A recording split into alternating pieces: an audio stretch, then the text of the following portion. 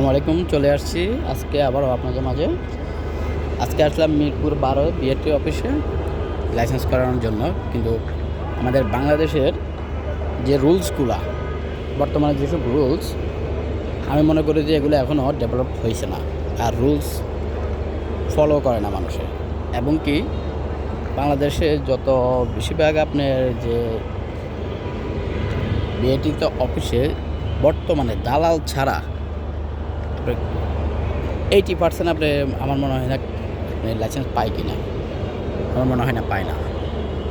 তো আসছি আজকে, দেখেন কী অবস্থা। এখন আমরা সকাল 8টায় আসছি, প্রথম এক্সাম রেজাল্ট পাইছি দিনে 2টায়, তারপরে মৌখিক পরীক্ষা, তারপরে টেস্ট ড্রাইভ, এরপরে এখন ফিঙ্গারের জন্য 5টা পর্যন্ত অপেক্ষা। কতটা হয়রানি মানুষকে করতেছে তারা।